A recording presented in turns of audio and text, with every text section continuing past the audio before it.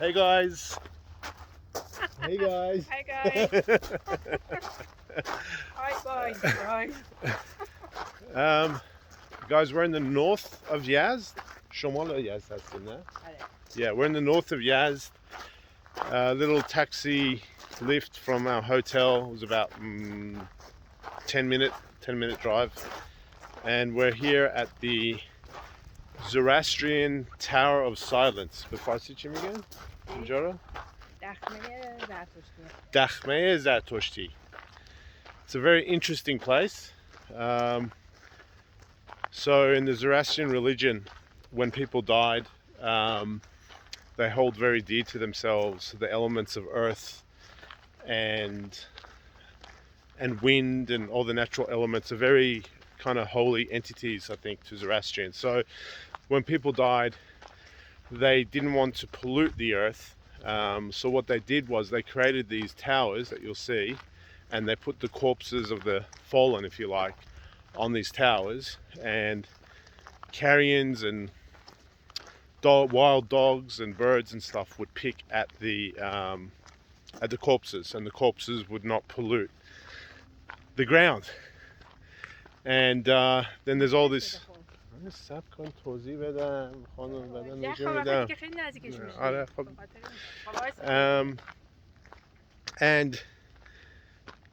there was some superstitious stuff, like if a carrion would take the left eye, they would go to hell. That's the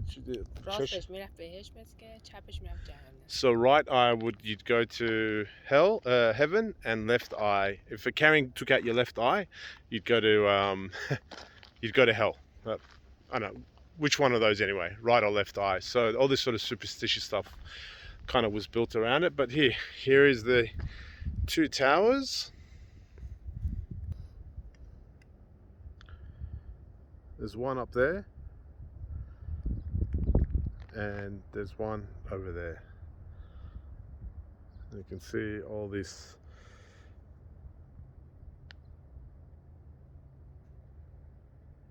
So very interesting and a little bit creepy, to be honest.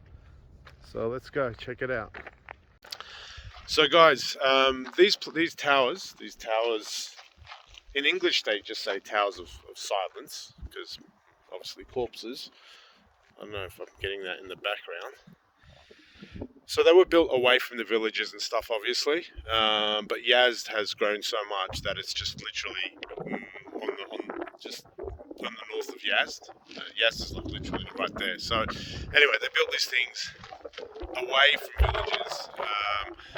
And in the old days, people would have to walk a couple of hours, trek a couple of hours with the corpse to bring him to this tower. So what they did was they built these little personalized resting spots called hoiles, which is what this is. Beautifully built, domed little hut that you can see. And again, with these Yazd wind catchers. Not sure if you can see that. But you can see these Yazd wind catchers as well, catching the wind and cooling the hoile. So these were built, one for each village, so that people knew where to go and they wouldn't interfere with each other's kind of burial rituals and stuff like that. So yeah, this is a hoile, a place to stay before you took your loved one up their final journey to their final destination.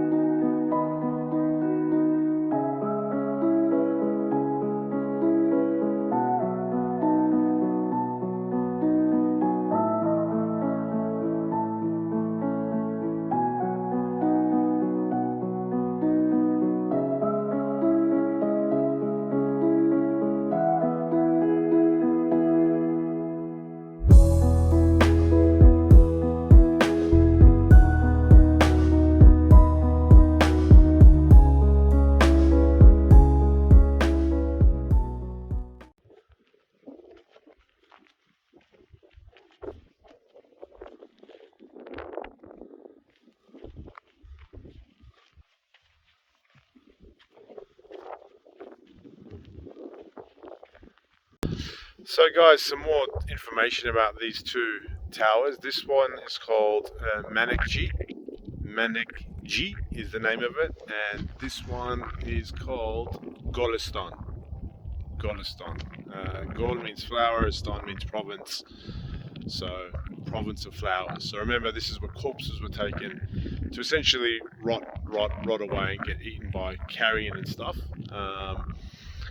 And the history of this specific one, Manekji, comes from a gentleman named Manekji Limji Hatria. He was like an Iranian Persian at the time, roughly about 1880s and stuff. And the Zoroastrians here, under Islamic law, were suffering. Right, they paid a hefty tax. They probably weren't getting like the facilities and stuff that they needed, and life was a bit tough in the Zoroastrian community. So he got sent back as an Indian Persian from India to come here and try and alleviate some of these problems, and he had a lot of success.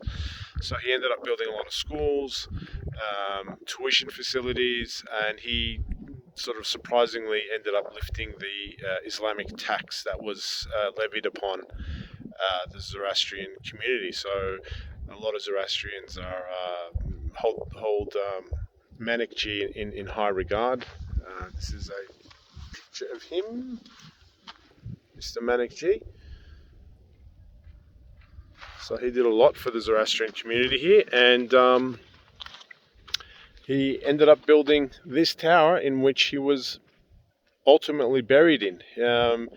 It's funny that he was buried here. He wasn't actually left like in the traditional manner, and I know the Zoroastrians changed their method into actually burying people at some point in time. So yeah, that's the Manekji Tower, and that is the Golistan Tower. We're going to climb up the stairs now. It's a lot of stairs, guys. It's a lot of stairs. It's a lot of stairs. See you at the top.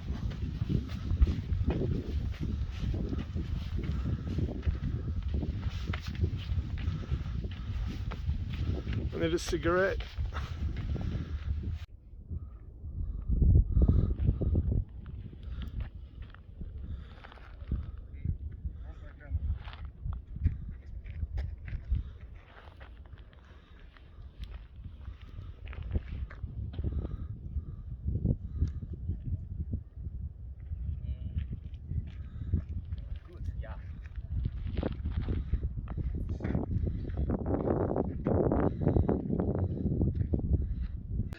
Alright guys, me and Gordy made it to the top. We're almost dead.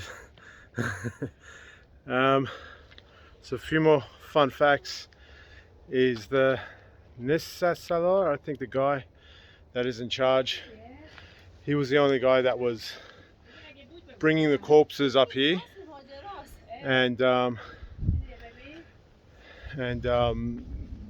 was actually no stairs built to the entrance here that you can see. These stairs have been built for guests and tourists to come up here. In fact, the Nessasalar used to climb up through little holes and take the corpse into the tower, so no one could ever see the corpses. No one could interfere with the corpses, and they would just decompose. So we're just going to go inside now and see what this place looks like, eh? Should we see what this place looks like? I'm bloody tired. Oh yeah, before I go in, there's Yazd. As you can see, we're very close to it. The wonderful city of Yazd.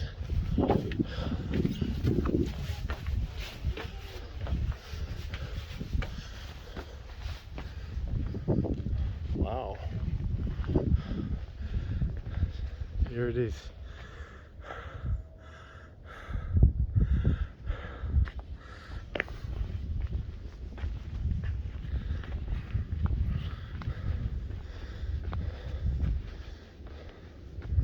It's just an empty pit at the moment. Obviously it hasn't been used in centuries.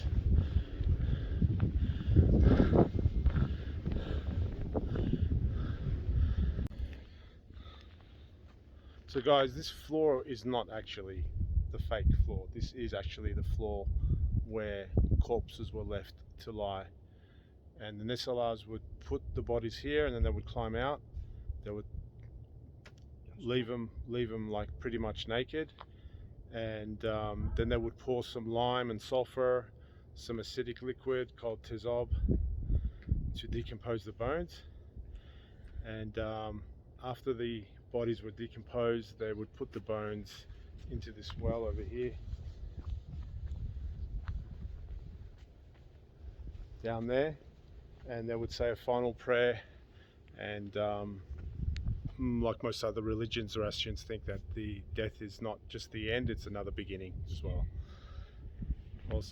Also was saying it was a great way of containing diseases and kind of quarantining the rest of the town from any potential outbreaks.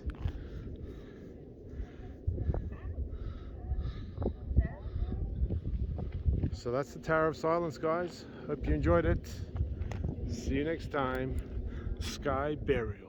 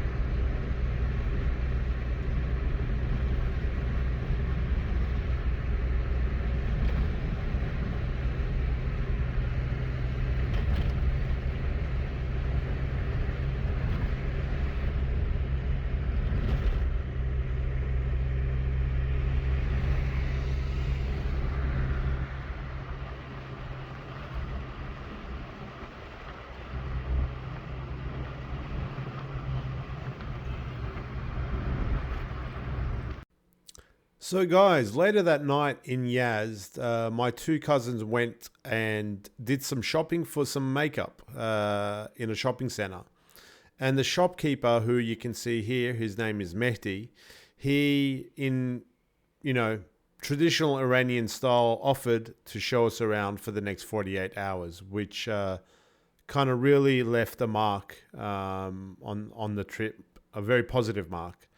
So you'll see now us hanging out with Mehdi, who introduces us to his brother Mahyar, and we ended up going to their family, to their mum's place, getting, she cooked us a storm. And I do have a little bit of a segment in the video where I speak about the notion of pazirai in Iran, which is being very hospitable, to say the least. And these moments and these people are really the takeaways from my trip in Iran. So big shout out to Mehdi and Mahyar, his brother, who are both busy shopkeepers, who took us around for 48 hours until the last second, where we had to be dropped off at the airport at midnight, mind you. So big shout out to them. Legends. Love you, Mehdi.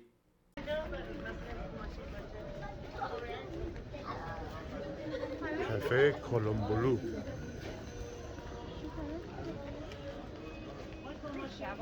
We're here with our friend, Mr. Mehdi. He's taking us around. Hello guys.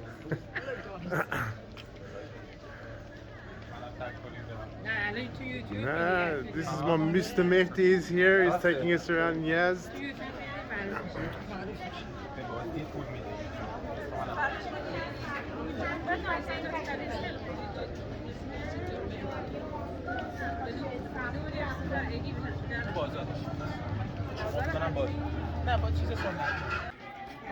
ویدیو میگیریم.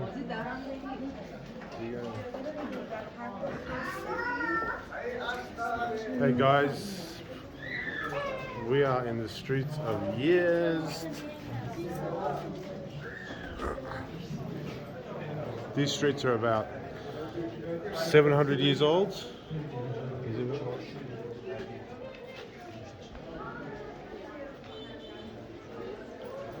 They're about 700 years old, these streets. made of mud. And some people still to this day live in beautifully made mud homes.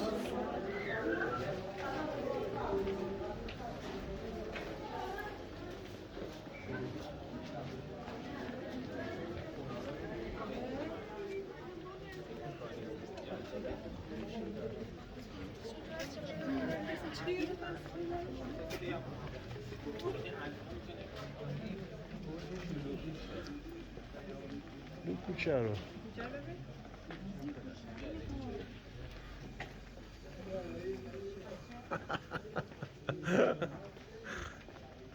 This is amazing, man.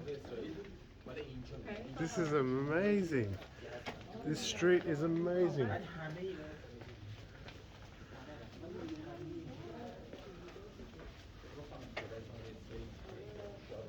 Salam.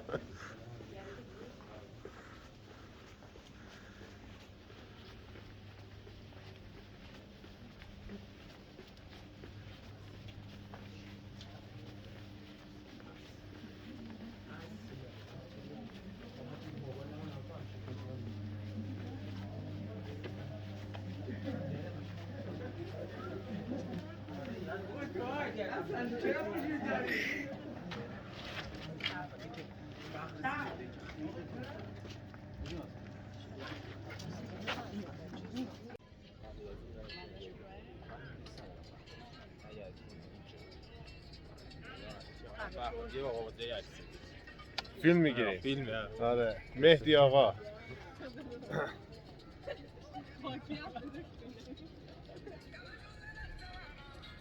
So guys ما به انگلیسی توضیح میدم که رفیقان بفهمن. Guys, Mehdi is saying that well, we're on the top of Yazd, which is absolutely beautiful. It's a cafe, and Mehdi was telling me that those wind catchers that we are prominent in Yazd, these ones, these ones. So people that had a lot of money always had these wind catchers. There's a very prominent wind catcher right there. So these are like ancient air conditioning systems that would catch the air and deliver it into the house and cool down the house. So and only rich people had them. Only rich people had them. And we're above the cafe, which is a stunning little cafe down there. And it's an amazing night in Yazd. Enough said.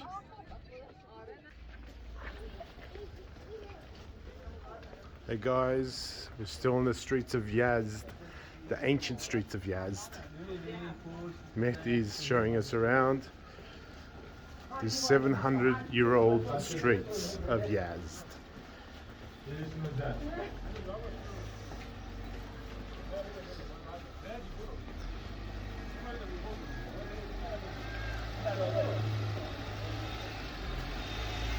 Yep, people live here.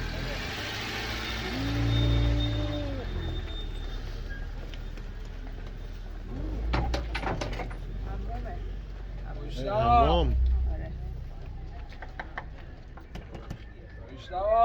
There's a bath. Hey guys, this is the Yazd Bazaar, Friday night. Friday night.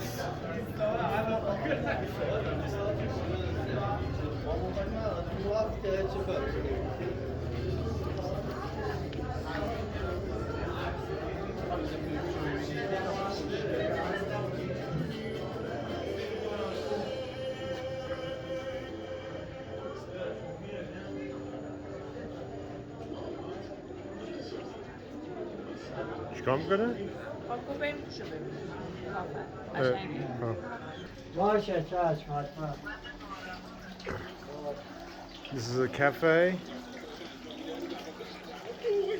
Obviously some football. It's a nice cafe. قشنگه.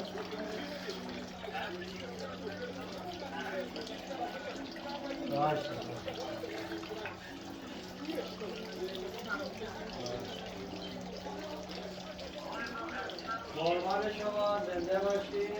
Hey guys, we're still in Yazd, last day.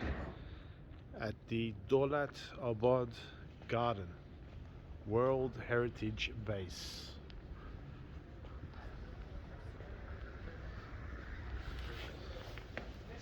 Salam. Salam.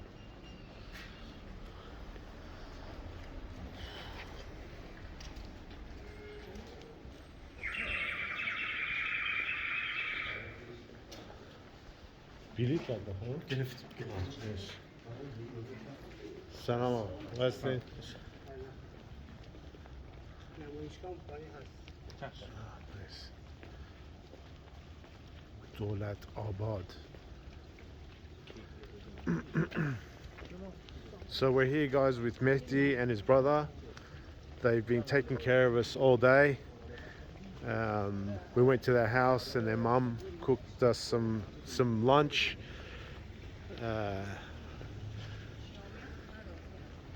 There's Mehdi's brother.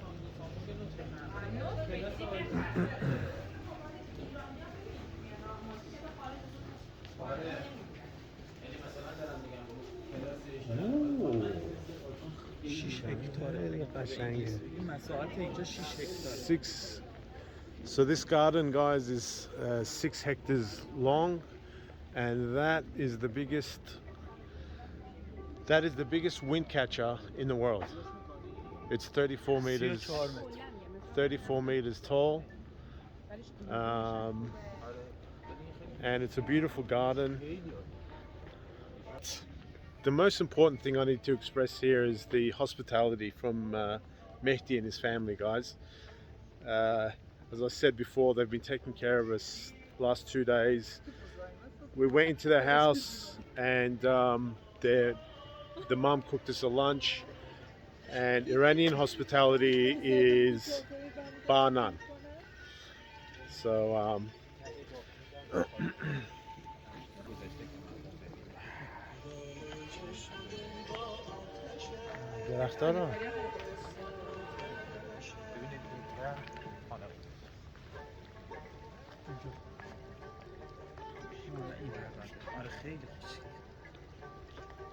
خیلی خوشگله.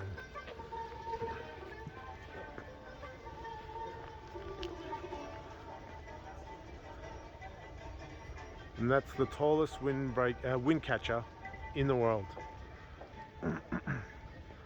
Now, I've never been underneath one to see if I can actually feel the wind. So we're gonna go. It's not actually windy now, but we'll see.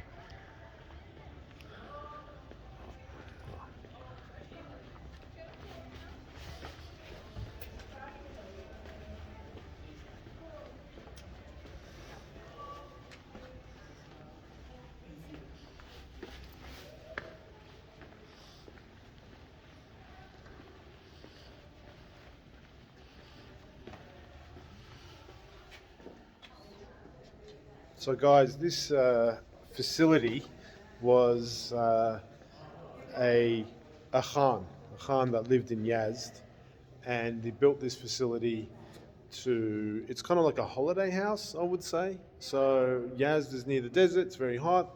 They're very innovative people that came up with these wind catchers, and this place was cool in summer. And not only is this wind catcher thing is like bloody remarkable, because as I'm standing here right now I can feel breeze plummeting down on my head, even though there's no breeze outside, which is crazy. They put some water down here as well, and the sort of air would come and clash with the water, if you like, and it would cool the air even further. So this was built in 1160. 1160 it was built. And it's an amazing place. It's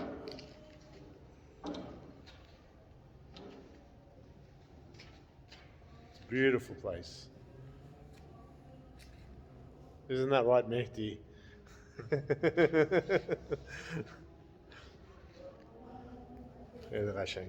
Very nice place. The Iranians are the masters of the garden. Ancient gardens.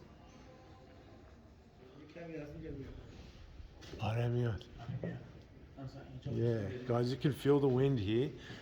This is underneath the wind catcher, as you can see. It's like in different segments.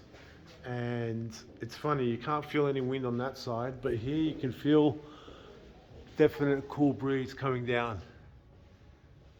And there's no wind outside. There's literally no wind. I feel like I'm in an انگار که air conditioning زیر خیلی بالا. الان هنوز هوا خوبه وگرنه باد شدید اصلا بادم نیست این کار دارم میکنه. اینجا نگاه کن داره باد میاد. واو. می‌بینی؟ آره. مثلا اینجا وایساد دقیقاً جای من وایساد. That is amazing, man. Wow. That is amazing. It's literally like an air conditioning system with zero input of energy. It's incredible.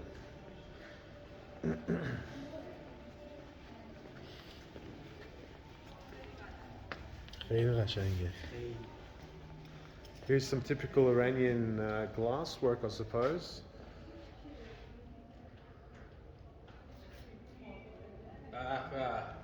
چطوری جونه دل؟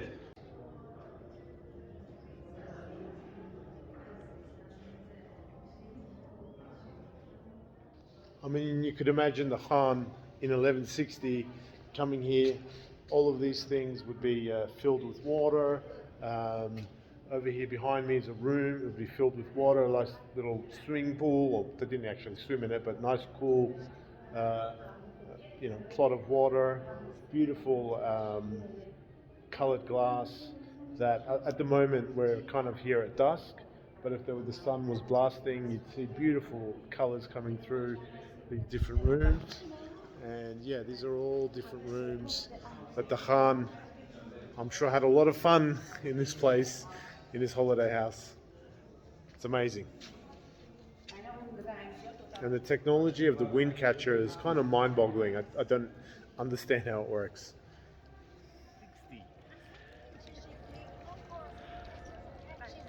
And that's the holiday house. It's a hell of a holiday house to have. The Khan had a good life.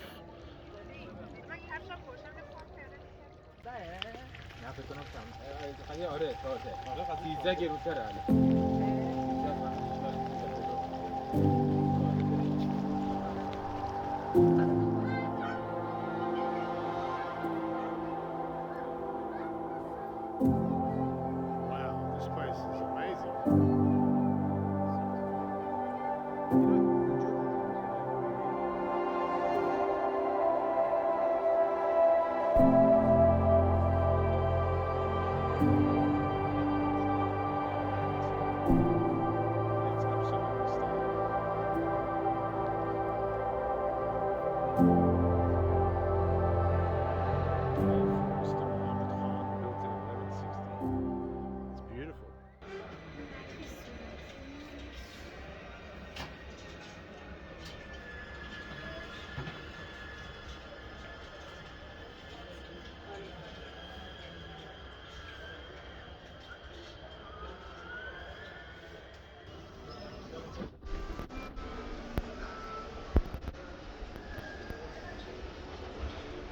Guys, I'm in a shopping center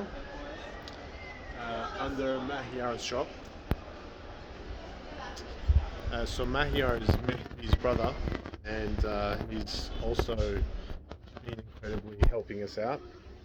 And they own makeup stores that they, women's makeup stores. So here it is.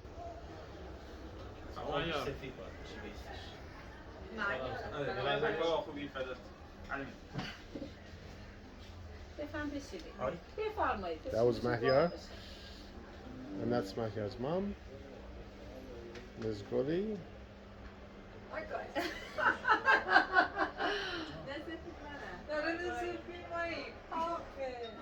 Hey guys, I am here at Mehdi and Mahyar's house.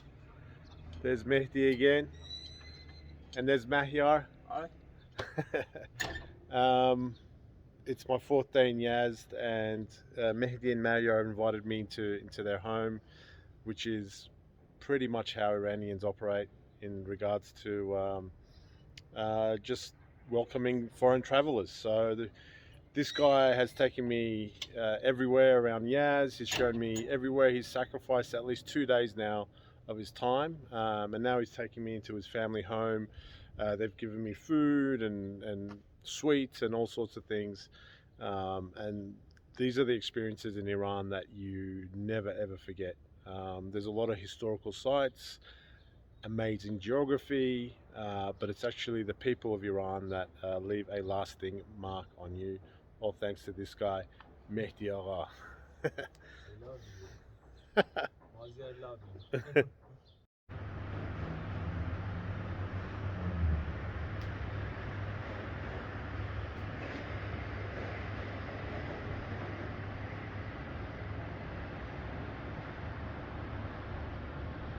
Hey guys, I don't know how to start conversation without saying hey guys, hello guys. Well, let me close this door quickly so the cat doesn't come out. So guys, what you just saw was the front yard of a pretty important location for my family. This is kind of where my grandma and my granddad, this block of units that we're in, it's their, where they came and settled in this suburb called Tehran Pars. Tehran Pars is in the east of Tehran, and yeah, this unit block, of which this is the front yard, if you like. There's 4 units. There's the driveway. There's the gate that goes out. Is quite central to my family. My grandma, my grandfather have since passed away. The family is looking to sell the whole apartment block at some point. It's a very old building. To give some context to the suburb, Tehran Pars is, how do I say, it's a little bit rough around the edges. It's lively, like maybe the Bronx in New York, maybe, if you wanted to like stretch your imagination. Lots of young people, very active. You can't see it. There's a main road there. It's a very long main road. It's got all sorts of shops, restaurants. Today's Friday, so that's why it's really quiet, or else it'll just be the bumper to bumper traffic. But you know, lots of people on the streets, for better or for worse, trying to, you know, pick up chicks and things like that. Anyway, that's Tehran Pars. A little bit rough around the edges, but it's also got everything you need here. Like, you want to go shopping for anything, it's probably in this one street. Literally anything. Whereas Vanak, where I live with my auntie, it's the first house that you saw. It's in the northern suburbs of Tehran. It's a bit more well-to-do, a bit quieter, people a bit more well-off in that neighborhood. Whereas Tehran Pars is a little bit less party, I suppose, in its own way. Yeah, so this is the view from our balcony. There's lots of cats in Iran, so lots of cat people. Oh, there's no cat there, but my cousin puts out some food for the cats. Lots of cats in the Middle East. And yeah, so let's have a ground to my cousin. My cousin lives here at the moment, Amitis.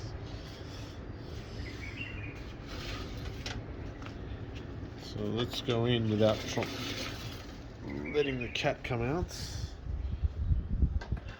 This is the master bedroom.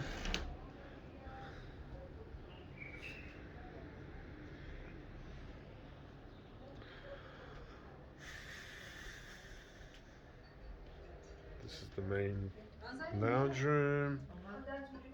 Hello, Goli. Hi guys. There's Goli. There's Khalashallah. های به کی بگم سلام کیت کت هم بنداز مازی کیت کت هم بله. دور پات لهش کرده. دور پات میچرخه کیت کت هم This is the stuff. This is Amity's. This is Amity's house. Neyse. اتاقها من گرفتی؟ آره. اتاقها مامپوران بگی. This is the room that I'm staying in. This was my grandma's room actually. So you can see the rooms are all very roomy, very nice.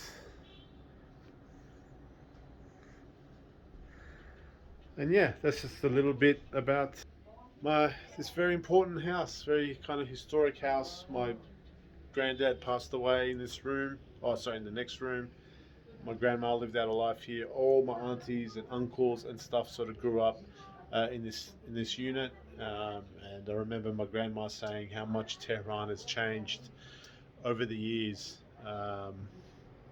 since since they settled here and stuff. So anyway, guys, peace out. See you in the next video. Bye for now.